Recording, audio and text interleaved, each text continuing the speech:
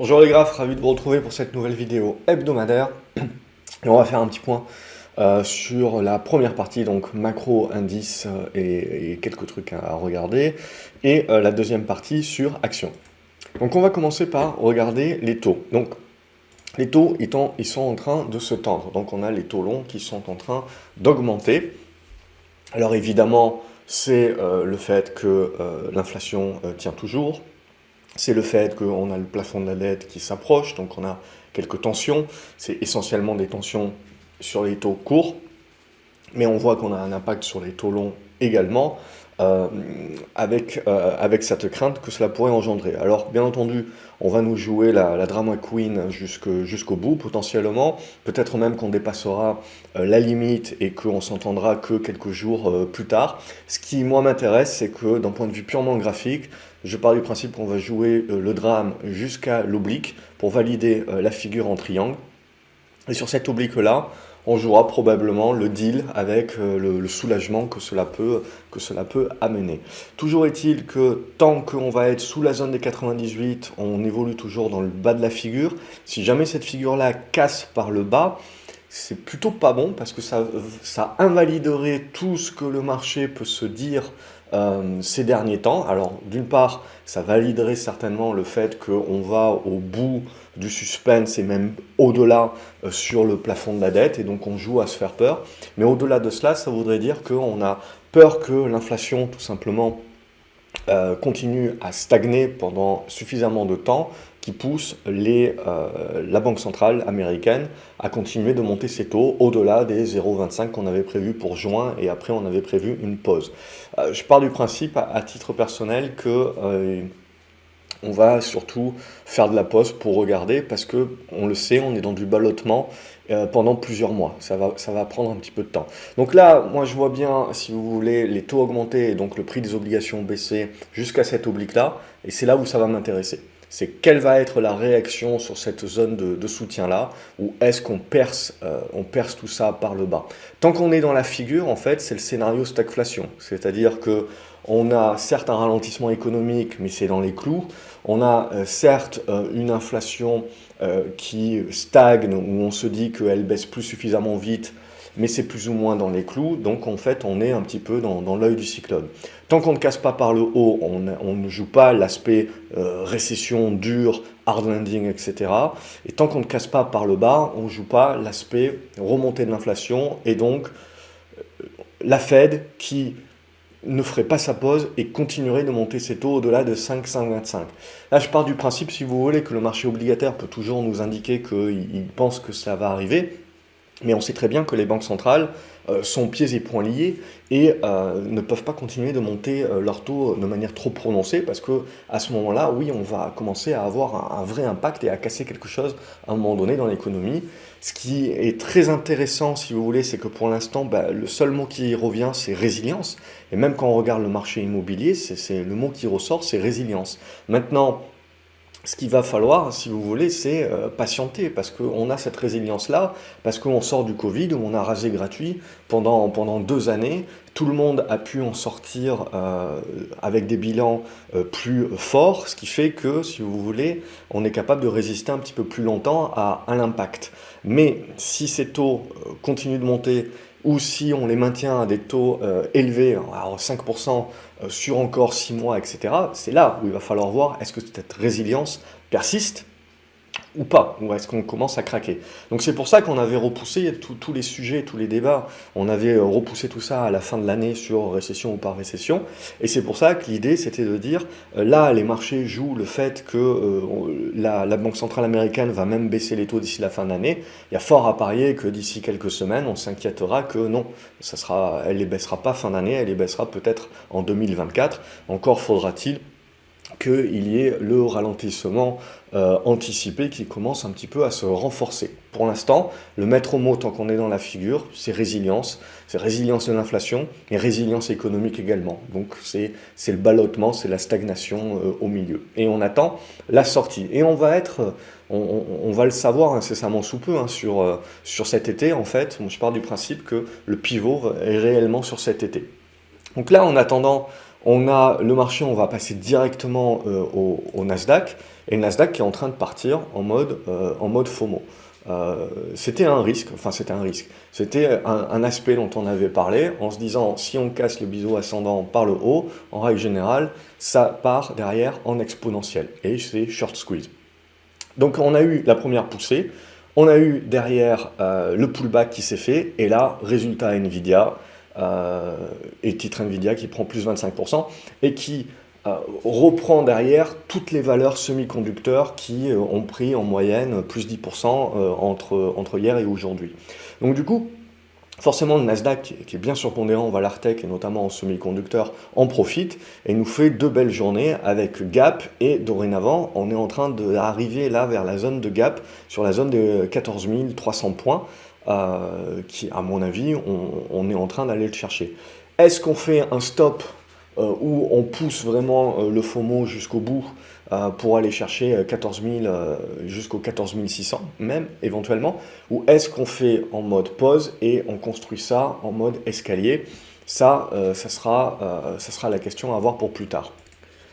Voilà, mais ce qui est sûr globalement, c'est que plus on part en FOMO maintenant, et plus il faudra s'attendre à un moment donné au retour de bâton, évidemment, avec de la volatilité. Mais à ce stade, voilà, c'est haussier point barre. La seule question à se poser, mais on ne joue pas aux devinettes, c'est jusqu'où on peut aller. Là, on sait qu'on est en train d'arriver vers une première zone, aux alentours des 14 300, qui peut pousser peut-être à quelques prises de profit. Mais je veux dire, tant qu'on va rester au-dessus de cette zone de gap, on restera haussier. C'est juste qu'éventuellement, il faut s'attendre à ce qu'il y ait un peu plus de volatilité qui peut s'emparer du marché, sans pour autant remettre en cause la poussée actuelle, tant qu'on tiendra, pour ma part, la zone des 13 007, ça sera ma zone. Donc, on peut regarder également l'indice des semi-conducteurs. Où est-ce qu'il est, mon indice des semi-conducteurs? Il est là, mon SOX. Et on retrouve donc cet aspect-là. Donc on a eu la poussée ici sur la résistance. On a la séance de baisse de mercredi. Et en fait, derrière, résultat de Nvidia qui motive tout le monde. Et on fait le gap directement au-dessus de la résistance. Et derrière, on enchaîne aujourd'hui avec une séance qui pousse. Même chose, jusqu'où on peut aller, éventuellement on voit qu'on a cette zone des 500, des 503. Donc il y a potentiellement encore 5% à gratter. Donc voilà, l'idée c'est pas de se dire est-ce qu'on va les pousser maintenant ou est-ce qu'on fait une petite conso, on les pousse plus tard. C'est haussier, c'est en mode expo. Il n'y a pas grand-chose de plus à dire. Le marché s'est concentré. On s'est retiré un petit peu des sacs de luxe. Il y avait deux trucs qui marchaient bien de ces derniers mois, c'était les sacs de luxe et la tech, les semi-conducteurs notamment. Et là, on s'est retiré un petit peu des sacs de luxe. Et par contre, donc on est venu se concentrer sur le semi-conducteur.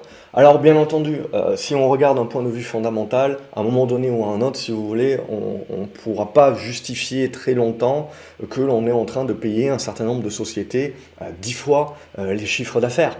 Okay, donc il faut bien garder en tête quand vous voyez ça que c'est une tendance, c'est du FOMO, c'est un short squeeze, etc., tout ce que vous voulez, et donc c'est très difficile d'être en face, j'en sais quelque chose. Et on ne sait pas combien de temps ça va durer, mais on sait que c'est quelque chose voilà, qui est éphémère et qu'à un moment donné, d'ici quelques semaines, quelques mois, on nous expliquera que le surplus de demande, c'est compliqué de pouvoir y répondre et que pour y répondre, on va rogner éventuellement un petit peu sur les marges. Et donc petit à petit, le marché se dira « Ah ok, c'est pas très bien ». Et in fine, si vous voulez, on se rendra compte peut-être qu'on n'a pas... tout ce qu'on pense aujourd'hui sur l'intelligence artificielle, etc., c'est peut-être pas la magie in fine que l'on croit. Et ça, voilà, c'est typiquement, mais on ne sait pas du tout combien de temps ça peut passer, c'est une question de flux, mais à un moment donné ou à un autre, ça sera l'argumentaire qui sortira. De la même manière dont on avait parlé de la Chine, tout le monde pensait réouverture, et on avait dit, voilà, l'idée c'est qu'à un moment donné ou à un autre, le marché s'inquiétera que ça réouvre, oui, mais c'est pas super fort. Donc c'est toujours la même idée. Mais dans le narratif, si vous voulez, il faut attendre derrière le bon timing. Ça ne sert à rien de le penser, et ça sera certainement vrai. Et dans 6 mois, dans 1 an, tout le monde expliquera, mais ouais, il fallait être complètement couillon pour payer ces sociétés-là 10 fois le chiffre d'affaires. Forcément, à un moment donné ou un autre, si vous voulez, ils peuvent pas, sur les 10 années à venir, continuer de multiplier continuer de multiplier leur chiffre d'affaires par 20% par année. À partir du moment, voilà, la valorisation, si vous voulez, elle est bien au-delà de ce que pourront faire ces sociétés-là, même si elles vont croître, etc. Mais la valorisation est bien au-dessus. Mais voilà, ça sera peut-être un truc qu'on entendra que dans une année. Mais en attendant, voilà, c'est tout le monde, c'est un système de flux, et donc on cherche pas tout à comprendre et on réfléchira plus tard. Mais ça, voilà, ça c'est la bourse et ça fait partie de l'inefficience du marché. Et c'est important parce que c'est de là dont le particulier, le gérant, etc., l'investisseur actif va tirer sa surperformance de l'inefficience du marché, c'est-à-dire à court terme, dans sa capacité à sous-valoriser des titres parce que le flux sort et on panique, et dans sa capacité également de survaloriser des titres parce que on est en mode all-in, on est en mode FOMO et on ne se pose pas les bonnes questions. Et c'est voilà, c'est comme ça que ça fonctionne, et en même temps, tant mieux, parce que c'est de là dont on va tirer de la surperformance.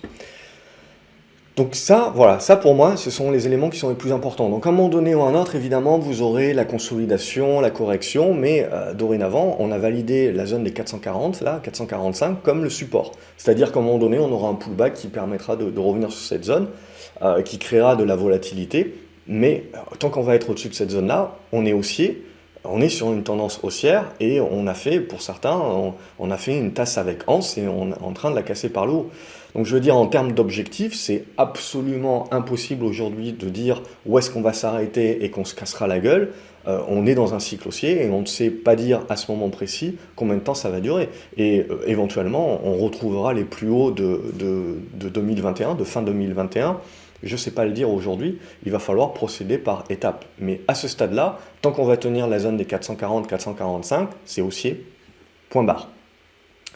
Ce qui m'intéresse également, donc, c'est le pétrole.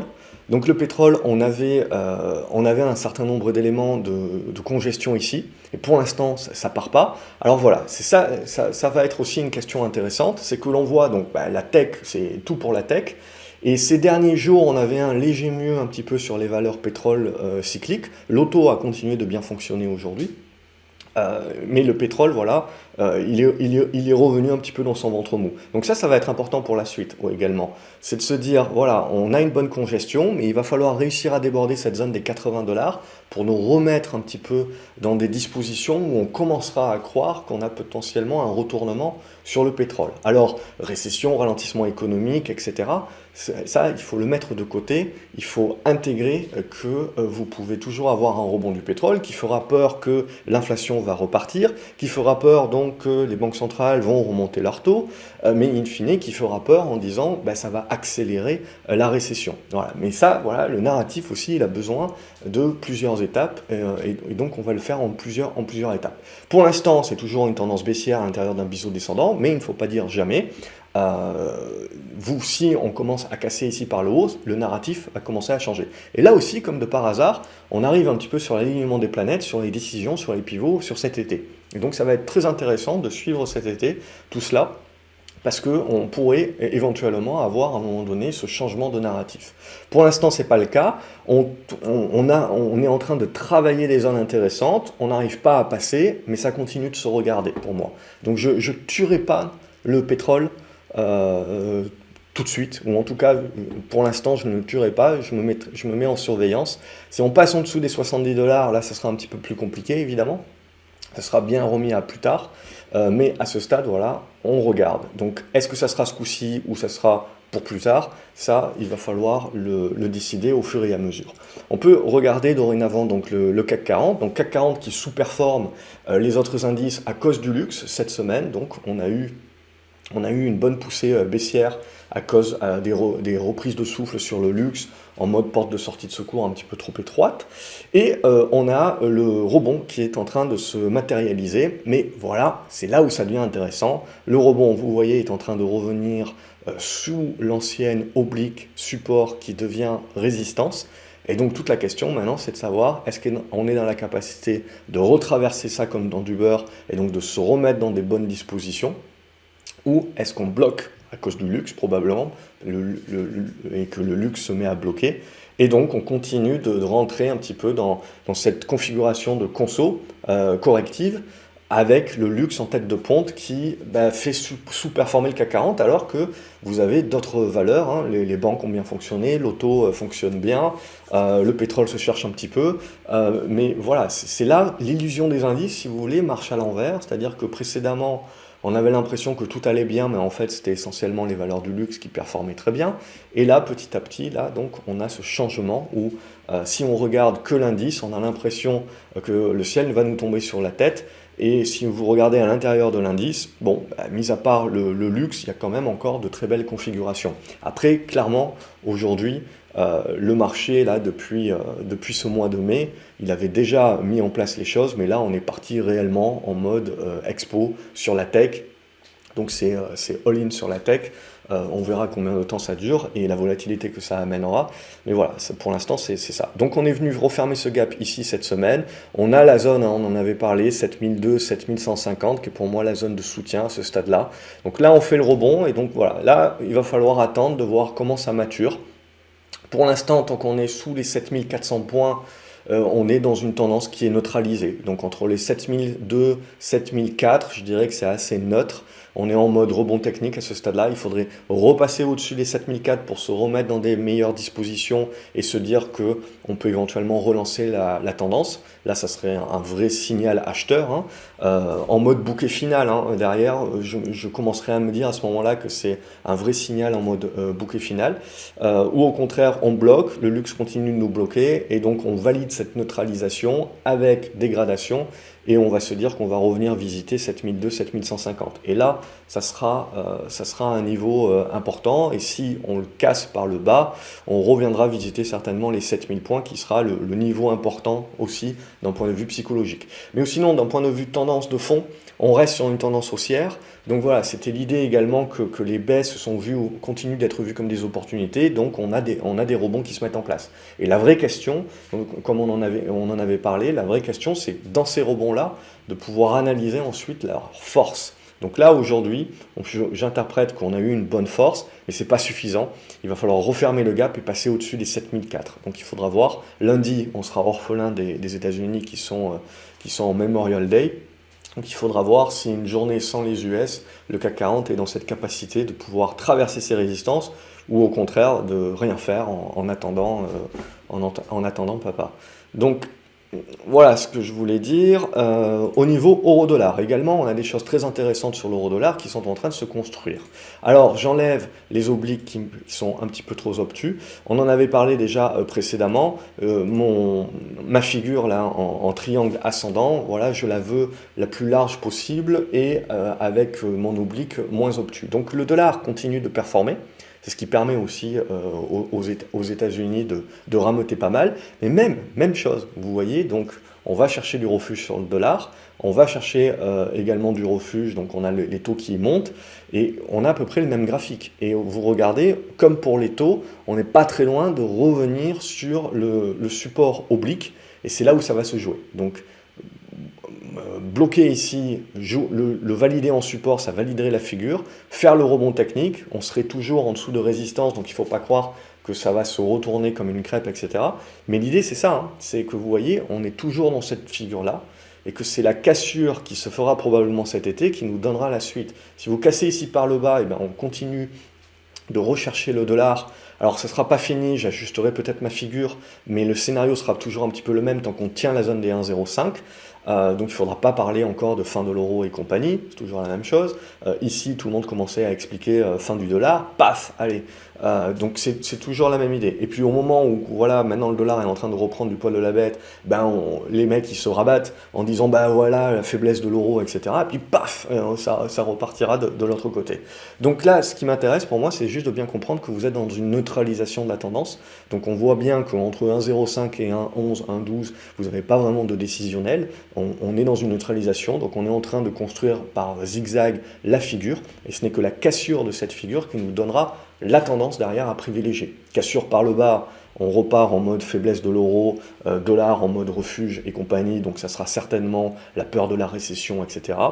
Cassure par le haut, on repart en mode nouveau cycle, hein, c'est-à-dire dans la capacité qu'on ne parle plus de ralentissement économique, mais nouveau cycle dans un monde où les taux restent potentiellement élevés, mais ne sont pas montés plus. Donc on interprétera ça comme une politique accommodante, encore à ce stade-là. Donc il faudra voir combien de temps ça durera après, parce qu'on a dit, au niveau de la dette, ça pourra éventuellement coincer en 2024-2025, mais voilà, le marché ne pense pas potentiellement encore aussi loin et procède par étapes. Donc ce qu'on attend, voilà, c'est la construction, valider la figure et valider le support, et ensuite se dire que cet été, on va se décider sur la suite, et que donc ça décidera aussi comment on va jouer la seconde partie de l'année. Obligataire, action, ça aussi, ça va devoir se départager sur cette seconde partie d'année. Du coup, évidemment, l'or n'apprécie pas trop le fait que le dollar aille bien, donc on continue de corriger sur l'or, mais même idée, hein, on avait fait une grosse poussée, donc à partir de ce moment-là, on fait du retracement au prorata, et là je pars du principe qu'on est en train d'arriver vers la zone de soutien. Au niveau de l'or, aux alentours des 1920, 1930 $, on a une zone de soutien, donc on devrait avoir une réaction, mais c'est une réaction qui va juste nous permettre de valider où est le soutien et potentiellement de construire la figure, un petit peu plus large que ce que j'avais vu au préalable, voilà, et de construire également la médiane, c'est-à-dire qu'en gros, il va falloir à minima repasser au-dessus des 2000 $ pour arrondir, pour se remettre dans des dispositions haussières. Okay. Donc voilà, il n'y a pas plus que ça à dire à ce stade-là sur l'or, on est en train de digérer. Et même chose sur l'argent, même si c'est un petit peu plus puissant, on est là aussi en train de digérer et de construire la figure. Donc là, on est en train de valider les soutiens, pour moi, qui sont aux alentours des 22,50 $, 23 $. Donc on est en train de travailler la zone, on fait du rebond, mais voilà, je ne pense pas que ça va repartir d'un coup, si vous voulez. Vous avez une zone de résistance à nouveau sur la zone des 24 $, donc ça peut construire du zigzag, construire une figure intermédiaire, donc il faut là aussi laisser le temps. Et là aussi, c'est cet été où on va commencer à en savoir plus. Et si on est dans la capacité de redéborder les 24 $, 25 $, ça veut dire qu'on joue vraiment le scénario de baisse du dollar, ça veut dire qu'on joue vraiment le côté endettement également. Et à partir de ce moment-là, on joue à nouveau les matières premières, et notamment les matières premières précieuses. Donc je ne parle pas du platine, mais c'est la même idée. Voilà, un petit peu, je pense que j'ai fait le tour de la question et on va passer dorénavant aux actions. Comme d'habitude, je vous remercie par avance de liker les vidéos, de les partager sur les réseaux sociaux. Ça permet à la chaîne de se faire connaître, d'aider potentiellement d'autres investisseurs et puis de me garder motivé en voyant que ce que je vous apporte éventuellement vous aide un petit peu à y voir un petit peu plus clair avec en restant toujours, on va dire, un cran au-dessus parce que les semaines, on commence à avoir pas mal de volatilité, voilà, et au jour le jour, on peut facilement se faire noyer un petit peu par le bruit de marché. Donc c'est l'idée de ces vidéos, c'est de prendre un petit peu le recul nécessaire, et moi aussi, j'essaye de rester objectif, même par rapport à mes positions, et d'essayer de garder le discours le plus objectif possible sur le graphique sans mes propres biais. Voilà, n'hésitez pas à vous abonner à la chaîne, comme ça vous n'oubliez pas les autres vidéos que je peux publier en cours de semaine, et je vous attends pour éventuellement les questions ou comment vous voyez les choses dans les commentaires. Excellent week-end à vous les graphes, et je vous retrouve pour la partie 2, la partie action. Salut!